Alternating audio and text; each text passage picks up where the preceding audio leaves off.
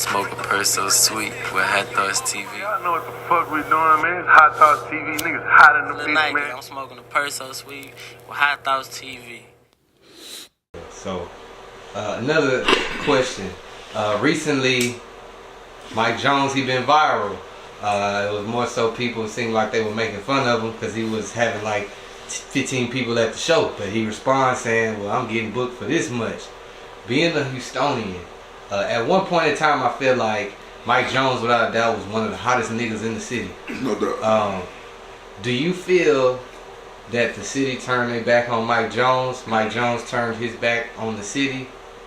And if so, no, I don't people like that at all, and I haven't. I've been on a sabbatical really from Instagram, so I haven't been paying attention too much. But just giving you an outward look from my perspective. No, it's just you have those who hell bent with being that one in the city, and then you have those who get out the city and realize, damn, it's way more love outside the city. It's way more motion.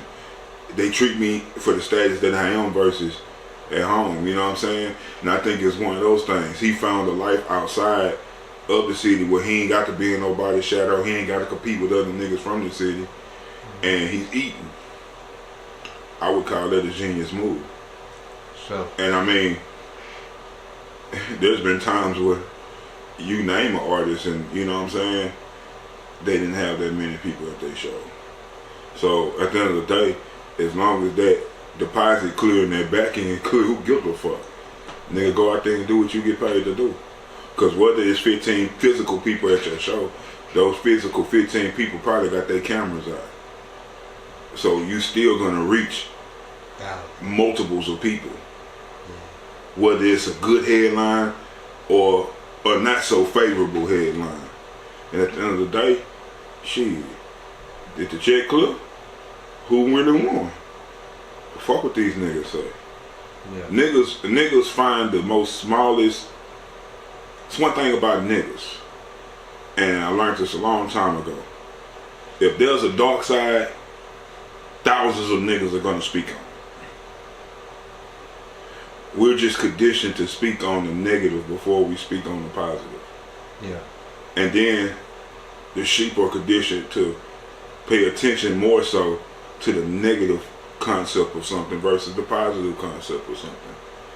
This man left the city, ain't had to come back because his career, or he ain't having no motion nowhere else. He's still out there having motion. That's a beautiful thing. Yeah. Yeah, so he had the he did like the jingle for Buffalo Wild Wings like earlier last year. So yeah, niggas still. He's in the music business. He ain't out here trying to look at me. He's in the music business. The niggas who make the most money is the niggas that you don't hear about. Well, what do you feel like? Cause he at one point he was the biggest nigga in the city. Like when you talk about that, it's a lot of different rumors or reasons that people, you know, associate with why he like lost his buzz or whatever. Oh, what you mean? You speaking on with bro beat him up? Yeah, a lot of people say the Ozone Wars. And yeah. Well, it was just like this, bro. I'm gonna tell you like this. It's a nigga mentality. When niggas been working in the field 12, 20 years, and then a nigga just come all of a sudden out of nowhere and just surpass them, who you think the envy and hate came from? And then let me ask you this. Now, I don't know him personally. I don't even think I ever met Mike Jones personally. But from what I heard about him, back then, he might have been a little arrogant. He might have been smelling himself. So maybe he hung his nuts on niggas and niggas hung their nuts back. You know what I'm saying? You know, you never really know the dynamic of things if you wasn't there and you didn't see it behind the scenes. Right. So I'm very careful how I speak on it. But, you know, when you get a nigga, like I said, nigga been running this marathon for 15, 20 years and this nigga just come out the blue. And I ain't saying he just came out the blue when he popped. You know what I'm saying? Maybe he was rapping before Switch House. I don't motherfucking know. You know what I'm saying? But at the end of the day, he became a mogul and an icon before all them niggas. And of course, most of them niggas was rapping before Mike Jones, cause they was actually lyrical. You know what I'm saying? Slim Thug was a beast. You know what I'm saying? Power Wild beast with that pen too. Chameleon definitely is a beast. Crazy. You know what I'm saying? Like, so, you know, and all those other guys, so that was actually just freestyling, just, you know what I'm saying? You ain't never known Mike Jones for freestyling no shit like Mario and, you know, Arthur Lee and all them niggas. You ain't never know that. You know what I'm saying? He definitely couldn't out-rap J-Dog and no shit like that, so it's just like, but I think Swisher House had that same little problem that SUC had when niggas forgot that they was on the same team and start competing with each other. And it's nothing wrong with competition amongst each other, but you gotta know where to draw the line.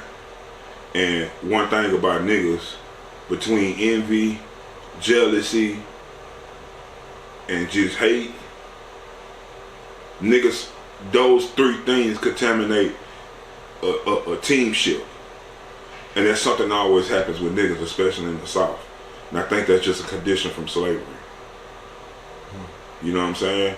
Because if you look at any conglomerate, even Destiny Child, even them bitches broke up. Then added 2 more bitches and broke up. They had 2 more, you know what I'm saying? Yeah. Like, you don't see no naughty by nature careers and no, you know what I'm saying? You don't see that in the South. Where 8-Ball and MJG and what they was together, and then what MJG I think went to jail for a minute, and 8-Ball doing solo projects, or maybe he just whatever. But you don't see no group just last in the South like that. Yeah. Look at the dynamic between the last members of Fifth Ward Boys. Fifth Ward Boys, Scarface, and you know, rest in peace to Bushwick, and excuse me, rest in peace to him, man. And look at the dynamic between him and Scarface, and you know what I'm saying. You know, they groups switched in between. So it's just, I think it's just a Southern mentality. It's a Southern stronghold spiritually that don't allow niggas who started together to keep growing together. Yeah. People say UGK, but I mean, it's no secret that Pimp C had problems with his partner at the latter ends of his career and the latter end of his life. Lord God bless the dead, you know what I'm saying? And he just wonder, like, how come all these niggas don't stick around, like with each other, you know what I'm saying? And you gotta take it back to the mentality and the spiritual stronghold on niggas. Southern niggas is just, when niggas start getting fame and pussy and money, one of these niggas is finna turn bitch. One of these niggas finna have a fucked up spirit. You know what I'm saying? Ain't nobody come to see you, Otis. You know what I'm saying? But at the end of the day, nigga, nobody wins the championship by themselves. It's easy to discredit the nigga because your stats look better. But the reality of the matter is, without him, there's no it. You know what I'm saying? Without that whole thing, so it just, you know, but me just knowing Houston niggas, yeah, it was always some of that shit at play. Yeah. It's always some of that shit at play. So Southern niggas, it's Texas. I don't know, you know what I'm saying? Like, look at Outkast. Even that bro start rapping and they ain't beefing. He don't want to rap up again. You don't see Andre 3000, Big Boy ever talking shit about him, you know what I'm saying? And it just, like, these niggas never last together.